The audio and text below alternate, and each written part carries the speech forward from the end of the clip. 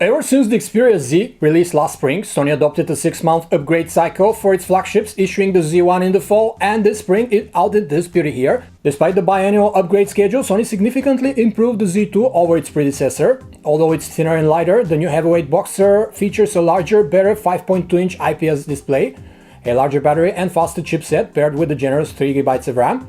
Its 20-megapixel camera on the back is capable of 4K recording, slow motion video and adding real-time effects now. In addition, the Z2 one-ups the Z1 with a stereo speaker set as well as noise cancellation, plus a few more software and hardware extras. These are the dry facts about the upgrades that happened between the Z2 and the Z1, but is their performance all that different? Let's find out. Sony's newest flagship is a tad thinner and narrower than the Z1 predecessor, and it's also a bit lighter. Of course, that 0.2 inches larger display diagonal had to go somewhere, so the Z2 is slightly taller than the Z1. The Xperia Z2 is still crafted in the best traditions of Sony's omni-balance design, with glass front and back plate clasped into a sturdy one-piece aluminum frame, exuding a premium feeling. Both handsets offer a rectangular unibody chassis with IP58 waterproof certification, sealed battery, and all the ports and slots on the sides are covered with protective flaps. The IP58 tag means that they can stay in up to 5 feet of water for more than an hour, so you'd have no issues using them in the rain, in the shower or even in the bathtub. The corners of the Z2 chassis, however, are a tad softer than the Z1's and the sides are more tapered, so it feels a bit better in the hand. The round metallic power lock key, the volume rocker and the shutter keys on the phone's right sides are all easy to feel impressed without looking and offer good tactile feedback. The protective flaps over the SIM and microSD card slots, as well as over the microUSB port, are a bit of a nuisance to pry open on both the Z1 and Z2, especially with trimmed fingernails. But that's the price to pay for being able to dunk the phones in 5 feet of water, and we'd have to say that the Z2's protective flaps are more easy to open than those on the Z1. One of the significant differences between the two is that Sony graced its latest flagship with stereo speakers and amplifier set and dubbed it S4's front surround sound. They're located at the top and bottom of the handset, making it one of the only handful of smartphones with a stereo speaker combo.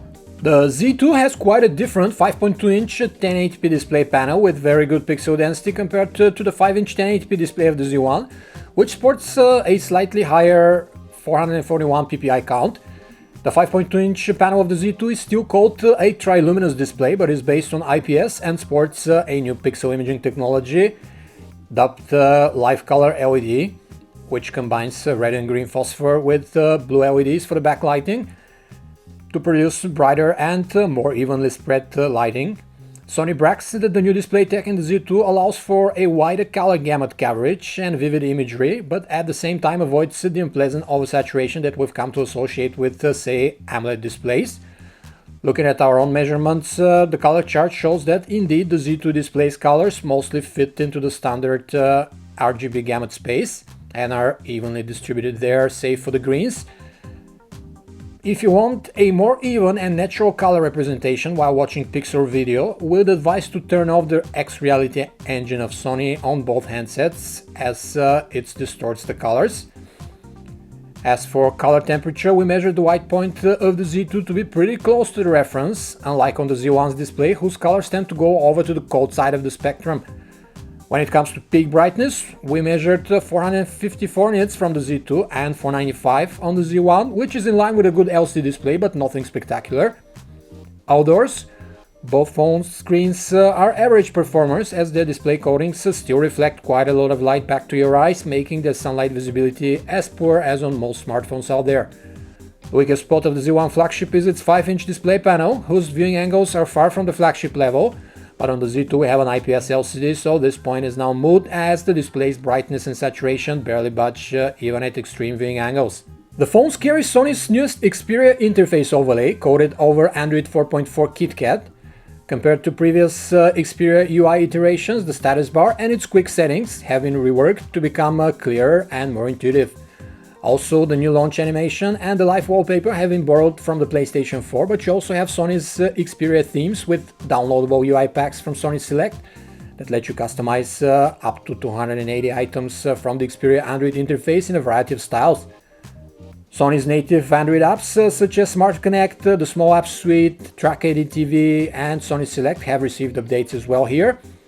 And the media apps such as Walkman Album and Movies are now integrated with Sony's entertainment network. The Z2 interface overlay, however, offers a few more functionality improvements than the Z1, like a double tap to wake and a smart call function that lets you answer calls with gestures, as well as new extras in the camera interface. With the Xperia Z2, you're finally able to answer a call by just bringing the phone to your ear. This feature is enabled from the smart call handling setting and has been present on phones from other manufacturers for a while now, just as the double tap to wake option, so Sony is just bringing its flagship up to speed here. The screen is not the only thing that's better in the Z2 compared to the Z1. Sony's finest comes with a 2.3 GHz quad-core Snapdragon 801 chipset with LTE support paired with the fair 3 GB of RAM, while in the Z1 we have 2 GB. In comparison with the 2.2 GHz Snapdragon 800 in the Z1, the 801 chip comes with 14% faster processor cores and 30% faster graphics.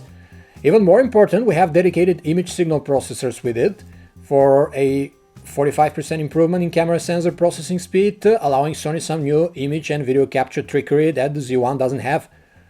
When it comes to the interface and apps, both handsets perform very well without noticeable lack of hiccups, though the Z2 appears slightly more fluid in everyday interaction.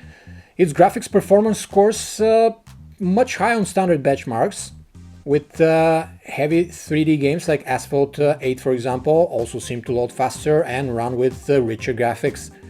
Sony starts you off with 16 GB of storage on the handsets, of which 12 are user available, but offer a microSD slot for memory expansion on both handsets too. Sony uses Android's default Chrome browser on the Z1 and Z2, whose performance is seamless when it comes to panning, scrolling or zooming on both handsets. Granted, we have a slightly lower pixel density on the Z2, but it can be noticed while reading small text in the browser, for instance, as 424 ppi is still plenty enough for any purpose. The phones offer up to 42 megabits per second HSPA plus download speeds with band-to-band support, which includes the T-Mobile spectrum in the US as well. They also have 4G LTE modems, which in the case of the Z1 is octa-band, while the Z2 throws in 2 extra bands for US carrier support. The handsets also have a rich set of other wireless connectivity options, such as Wi-Fi, Bluetooth 4.0 assisted GPS and Miracast connectivity plus NFC. Wired connectivity is supplied via the MHO port at the side of the handsets for TV out purposes. Sony uses its album app in place of a stock gallery on the Z2 and Z1, offering plenty of picture editing modes that can be used from within the app's interface.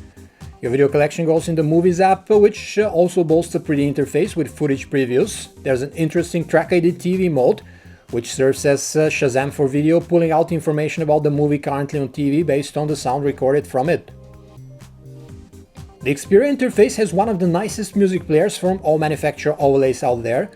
It is Walkman branded and offers a very appealing and easy to use interface, with plenty of sound modes to choose from. The Xperia Z2 ups the Z1 game significantly in the audio department. Sony put stereo speakers and amplifier set in the Z2, called S-Force Front Surround Sound. The waterproof speakers do sound better compared to the single speaker of the Z1, but the comparable boom sound set on the HC1 M8, for instance, has better clarity and a more rounded sound. Also, the strength leaves something to be desired on both handsets. We measured 71 decibels on the Z2 versus 68 on the Z1, which is nothing to write home about. The Z2 also comes with a digital noise cancelling technology in headset mode, but you need special headsets for that, which will not always come in the box. It depends on the region that the Z2 is sold in. The default video player on the Z1 and Z2 runs every popular format you throw at it, including DivX, XVID, MKV files up to 1080p in resolution. It also supports plenty of settings like loop mode or subtitle support. The footage looks prettier on the larger display with wider viewing angles of the Z2 though. Sony uses the same 20 megapixel camera sensor in both handsets, but enables 4K video recording from the get-go in the Z2, making it what Sony claims is the world's best camcorder in a waterproof smartphone. Both have 2 megapixel front-facing cameras capable of 1080p video recording. Despite that the rear cameras use the same exmor sensor, Sony has leveraged a faster processor and more RAM in the Z2 for extra camera functions. The still shots are getting a new trick called background defocus, which captures two photos with different focus settings, leading to a blurred out background for more artsy photos. Both phones support the so-called creative effects, where you can add coloring, image trails, mirror and motion effects, as well as augmented reality scenes to the stills and the video. Photos from the Z1 and Z2 share largely similar characteristics, which is quite explicable given the same sensor-lens combo. There are subtle differences though, such as the fact that the Xperia Z2 slightly oversaturates the colors compared to the real image in front of the lens, and its photos have a slightly softer look. The two phones nab the correct exposure settings most of the time, striking a good balance between shadowy areas highlight and burn avoidance of brighter objects. The superior auto mode chooses whether to shoot in HDR regime automatically and uses field flash where needed with very good results. Both handsets capture a very good amount of detail, though the Z1 sharpens the finer detail better. We guess software update of the still new Z2 may tweak the post-processing to deliver sharper images. If you want the full 20 megapixel resolution, you'd have to use the manual mode, as in the default superior auto. The phone captures 8 megapixel 16:9 photos, which come with less noise and visual artifacts. The indoor shots are about on par in terms of quality, sporting natural color representation, both in terms of saturation levels and true-to-life white balance. Detail is plenty here as well, and the noise levels are kept under wraps even when the light dims down. Still, we like the Z2 test shots better, as they sport a bit more uniform color representation in different lighting scenarios and a tad less noise. Also, the LED flash of the Z2 did a better job when shining light on our test scene. We already mentioned the ability of the Z2 to shoot 4K footage with 30 frames per second compared to 1080p for the Z1. Sony also adds its time shift option for videos in the Z2. And you can apply a couple of real-time effects to the video, as well as create short and sweet Vine video clips directly from the camera interface. The 1080p footage from the handsets is clean, fluid and without skipped frames or annoying artifacts. We like the Z2 videos a bit better though, as they look a tad smoother and more vivid.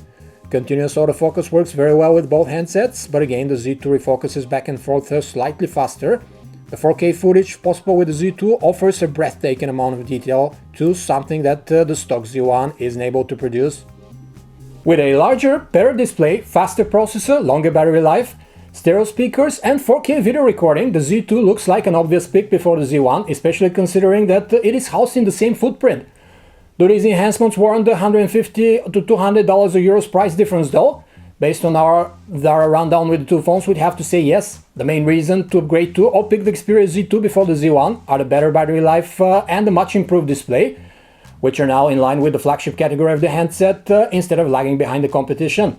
Even if you don't really care about 4K video recording and real-time effects, the camera of the Z2 sports zippier performance that produces a tad better photos in some conditions than the Z1, despite that it uses the same sensor. Overall, if you can afford the Z2, get it, but if you'd like to save a Benjamin or two, there will be better alternatives out there at that price point than the Z1. If you already own a Z1 and are considering an upgrade, the move to the Z2 will be worth the price difference, as you will be getting more in every aspect, and the most glaring omissions of the Z1 now stand corrected with the Z2. This was a video review of the Sony Xperia Z1 versus the Sony Xperia Z2 from PhoneArena. For more information about these and other handsets, visit us at PhoneArena.com.